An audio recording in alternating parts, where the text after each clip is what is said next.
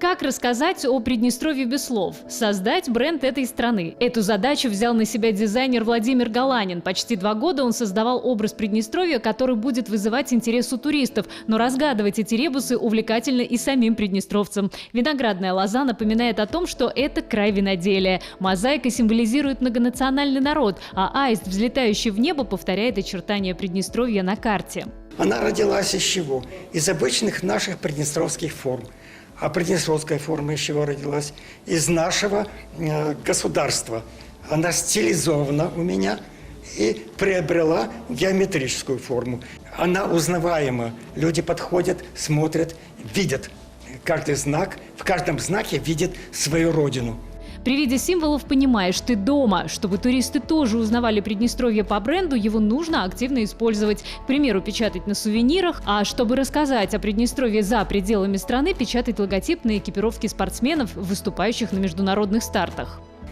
Родину все любят и уважают, потому что это то единственное, что в нас живет, в сердце, душе, голове. В соседнем зале еще одна выставка в честь юбилея Приднестровья. Это легко понять по работам на стенах. Всех их объединяет главная тема – наша страна. Из всей экспозиции 7 картин художника Виктора Шихова. Тирасполь для художника-реалиста стал особенным городом. Здесь осуществилась его детская мечта.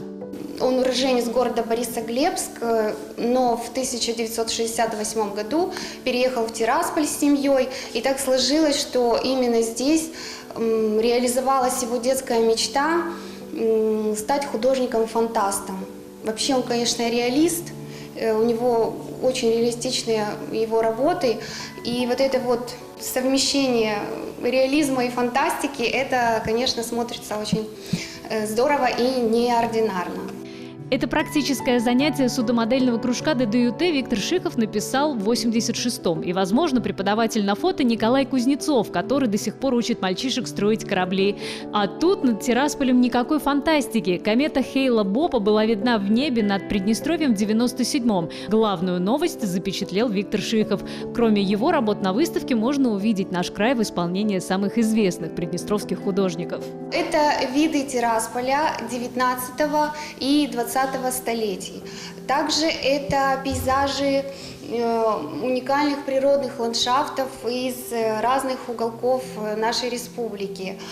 Также это памятники истории и памятники архитектуры, которые посчитали достойными своих полотен Виктор Радованов, Игорь Мосейчук, Михаил Балан, Иван Антонюк, Василий Рудяга. Выставки уже открыты. Увидеть Приднестровье в акварели, масле и графике можно до конца сентября.